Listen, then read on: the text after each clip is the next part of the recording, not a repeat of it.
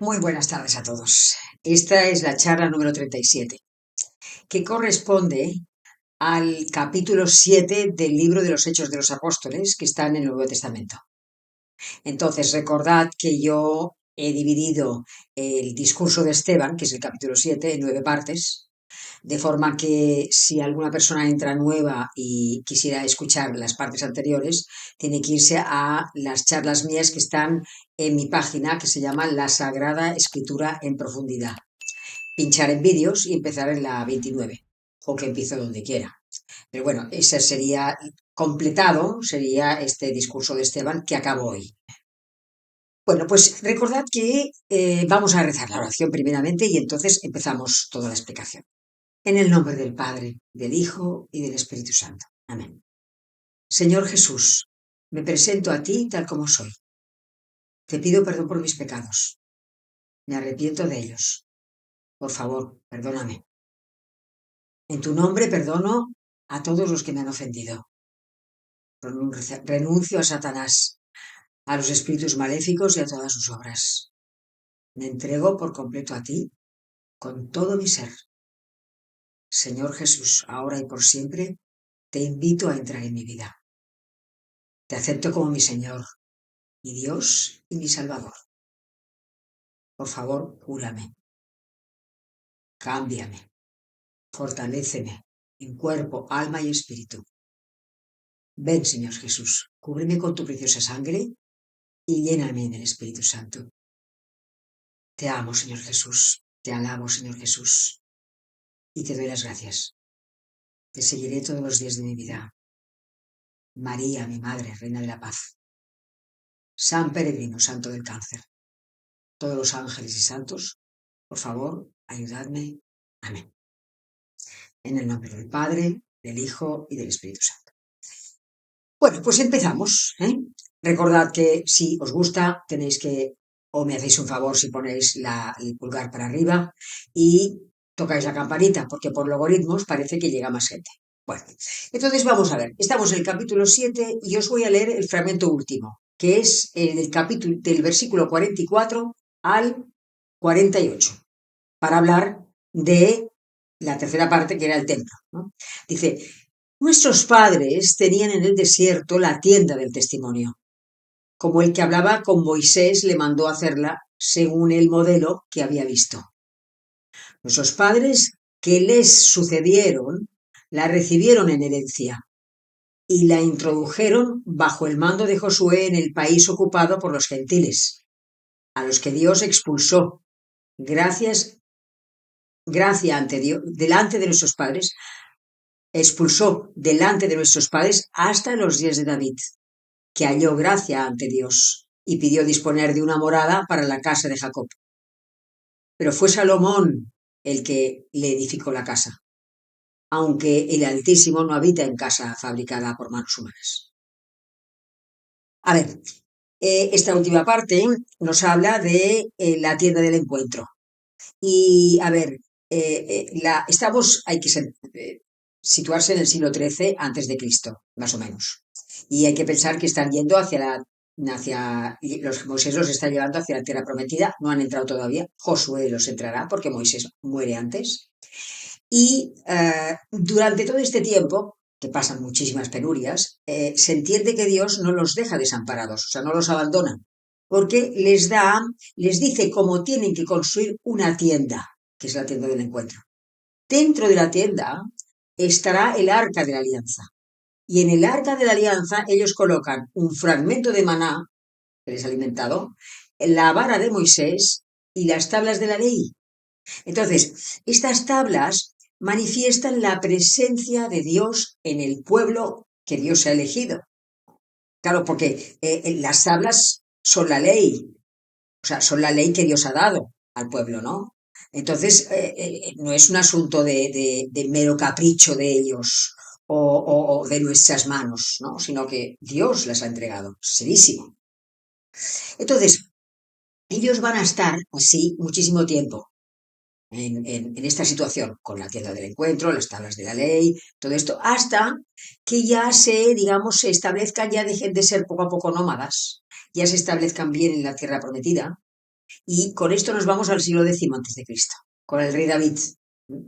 Entonces, en esta época, la época del rey David, ahora os leeré el fragmento, hay que irse al libro segundo de Samuel, capítulo 7, versículo 1 y 2, ahora os lo leo, en el que, digamos, hay un momento, un periodo de tiempo en el que David está tranquilo, no tiene enemigos para que le persigan, y entonces él se da cuenta de que él está viviendo en una casa muy buena para lo que era la época. Es decir, está viviendo, él mismo lo dirá, en una casa de cedro, es decir, madera.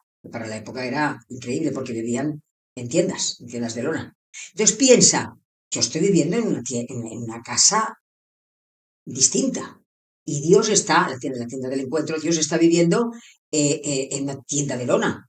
Todo esto ha de cambiarse. Esto os lo leo exactamente, esto está en el libro segundo de Samuel, como os digo, el capítulo 7, dice, cuando el rey se estableció en su casa y Yahvé le concedió paz de todos sus enemigos de alrededor, dijo el rey al profeta Natán, mira, yo habito en una casa de cedro, mientras que el arca de Dios habita en una tienda de lona. Entonces, cuando él piensa que debe cambiar la cosa, pero Dios no se lo concederá. Dios le concederá a Salomón hacer el templo de Salomón, ¿no?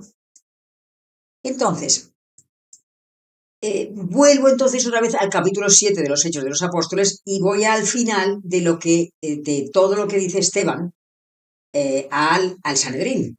Y es capítulo 7, versículo 51 al 54. Y fijaos lo que dice, al final, después de todo esto de la tienda del encuentro, de los patriarcas que os he explicado en otras charlas y de la ley de Moisés, dice, capítulo 7, versículo 51, duros de cerviz, incircuncisos de corazón y de oídos. Vosotros siempre ofrecéis resistencia al Espíritu Santo. Como vuestros padres, así vosotros. ¿A qué profeta no persiguieron vuestros padres? Ellos mataron a los que habían anunciado de antemano la venida del justo. Vosotros, que recibisteis la ley, no la habéis guardado. No. Dice, mientras oían estas cosas, sus corazones se consumían de rabia y rechinaban sus dientes contra él, en el Sanedrín. Todo esto lo dice en el Sanedrín. A ver, fijaos lo que dice, duros de cerviz, o sea, tercos, incircuncisos de corazón y de oídos, es decir, estáis circuncidados porque pertenecéis al pueblo de Israel. Se os circuncida 8 días después de haber nacido, pero bien os convendría que hiciesen un pequeño corte en el oído y un pequeño corte en el corazón, para que vuestro corazón se convirtiese en un corazón de carne y no en un corazón de piedra. Es decir, que os entrase todas las doctrinas de Jesucristo. Bien os convendría esto, porque dice incircuncisos de corazón y de oídos. Y sigue diciendo, dices que vosotros sufrís resistencia, o sea, oponéis resistencia al Espíritu Santo, es decir, no dejáis que las gracias de Dios se acerquen a vosotros, las rechazáis constantemente. Y luego dices que, además de esto, matáis a los profetas, o sea, como vuestros antepasados, también vosotros matáis a los profetas. Y al final, la guinda final es que les dice, vosotros que recibisteis la ley, no la habéis guardado. Claro, a ver, eh, eh, esto último, todo lo demás era fuertísimo, pero ya esto último que era que él les estaba diciendo que no respetaban la ley cuando ellos tenían muy a gala el hecho de que observaban la ley fielmente, esto no lo podían dejar pasar. Y por esta razón, el texto te dice, mientras oían todas estas cosas, sus corazones se consumían de rabia y rechinaban los dientes contra él. Y sigue, dice, pero él, o sea, San Esteban, lleno del Espíritu Santo, miró fijamente al cielo, vio la gloria de Dios y a Jesús de pie a la diestra de Dios, y dijo, estoy viendo los cielos abiertos y al Hijo del Hombre de pie a la diestra de Dios. O sea, fijaos, aquí dice, o sea, no solamente él, Esteban, es fortalecido por Dios, porque evidentemente con todo lo que ha dicho y todo lo que va a decir ahora, que es lo que os acabo de leer tiene la sentencia de muerte firmada. O sea, lo van a matar seguro. O sea, no solamente es fortalecido por Dios con el hecho de no tener miedo a la muerte, que esto es una gracia. O sea, recordad lo que os he dicho en algunas otras charlas, que cuando los cristianos eran echados a los leones, cantaban. Cualquier persona tiene un miedo terrible a la muerte. Entonces, que vayas a morir y no tengas miedo de eso es una gracia, es algo que es sobrenatural. Por eso digo que él estaba lleno del Espíritu Santo en el sentido de que fortalecido por Dios porque sabía perfectamente que lo iban a matar si decía todas estas cosas. Entonces, no solamente dice esto, sino que dice, estoy viendo, dice, el cielo abierto y al Hijo del Hombre de pie a la derecha de Dios. O sea, Dios le concede la gracia de poder ver a Jesucristo que está a la derecha de Dios, es decir, que está a la misma altura de Dios. Que está a la derecha de Dios quiere decir que está a la misma altura que Dios, es decir, que es Dios. Sabemos que Jesucristo es Dios, pero para ellos es una profecía, una blasfemia total y absoluta. Entonces, va a ser condenado por esta blasfemia. Ahora, aquí os quiero hacer ver una cosa, que de la misma manera que él es condenado por esta blasfemia, la blasfemia de la cual estoy hablando, también Jesucristo fue condenado por blasfemia. Mismo. Voy a leeros el capítulo me parece que es 26, capítulo 26 de San Mateo, y el versículo 64-66 es el importante, y yo os voy a resumir lo anterior que pasa. Está Jesús en el Sanedrín, y está la cosa que los sumos sacerdotes y el Sanedrín andan buscando a alguien con un falso, que diga un falso testimonio para poder acusarle y matar a Jesucristo, ¿no? Por fin encuentran a dos testigos que dicen que Jesucristo ha dicho que él destruiría el templo, destruid este templo, y yo lo reconstruiré en 3 días. Entonces, el sumo sacerdote dice, claro, Jesucristo no dice nada. Los testigos dicen esto. Jesucristo no contesta, no dice nada. Y el sumo sacerdote dice, no respondes nada. Y dice el texto, pero Jesús callaba. Entonces el sumo sacerdote le dice, te conjuro por Dios vivo, que nos digas si tú eres el Cristo, el Hijo de Dios. Cuando dice te conjuro, no tiene más remedio que contestar. O sea, cuando decían te conjuro por Dios vivo, ahí se tenía que contestar, si no Jesucristo hubiera continuado callado. Pero cuando dice te conjuro, tenía que contestar. Por lo tanto, Jesucristo le contesta y le dice, tú lo has dicho, pero os digo que a partir de ahora veréis al Hijo del Hombre sentado a la derecha del poder y viniendo sobre las nubes del cielo. Es entonces cuando el sumo sacerdote dice, ha blasfemado.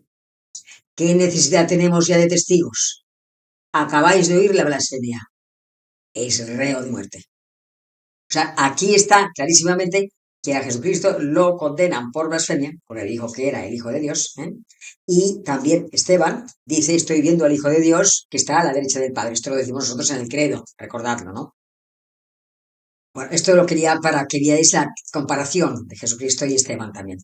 Entonces, continuando con los Hechos de los Apóstoles, fijaos que estábamos en que, bueno, Esteban dice esto, entonces el texto siguiente, el versículo siguiente dice, entonces, gritando fuertemente, se taparon sus oídos. A ver, se taparon sus oídos y todos a una se abalanzaron sobre él. Claro, se tapan los oídos porque para ellos es una blasfemia, como hipócritas que son. Quieren mantener las formas. Entonces, dice el texto, y todos a una se abalanzaron sobre él. O sea, y dice, se abalanzaron sobre él y le arrastraron fuera de la ciudad y empezaron a apedrearle. Pues aquí hay una cosa, claro, aquí no nos dicen si el sumo sacerdote, pues digamos, pronunció alguna sentencia. Parece que no, porque como hipótesis podemos pensar, puesto que no lo dicen, que a lo mejor lo que hubo es ya como había dicho tantas cosas, lo que hubo de alguna manera es un motín popular, o sea, un tumulto que hizo que ya se acabara con el juicio, le arrastrasen fuera de la ciudad y lo lapidasen. Lo lapidan porque, lo sacaron, lo arrastraron fuera de la ciudad y lo lapidaron. Porque en la ciudad santa, o sea, Jerusalén es ciudad sagrada, o sea, que no se podía matar. lo sacan de las murallas de la ciudad para lapidarlo, de la misma manera que a Jesucristo no lo lapidan dentro de Jerusalén, sino que lo sacan fuera de la ciudad y lo crucifican.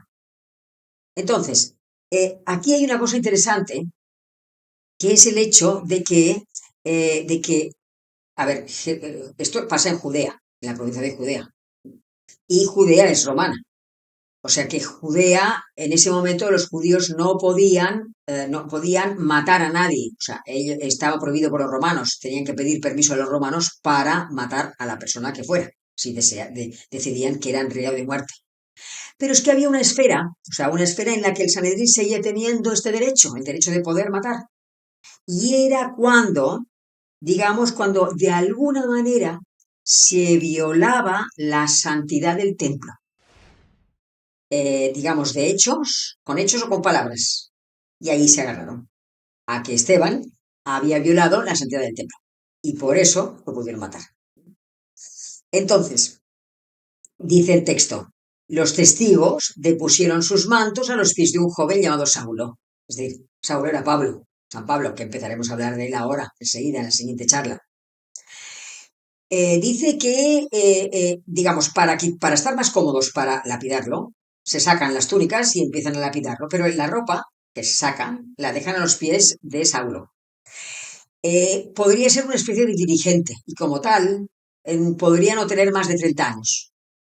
Se entiende así. Entonces, dice, Esteban hizo esta invocación. Señor Jesús, recibe mi espíritu. Después dobló las rodillas y dijo con fuerte voz, Señor, no les tengas en cuenta este pecado. Y diciendo esto se durmió. Porque el cristiano entiende que cuando uno muere, uno no muere. Uno se duerme y se despierta para la vida eterna.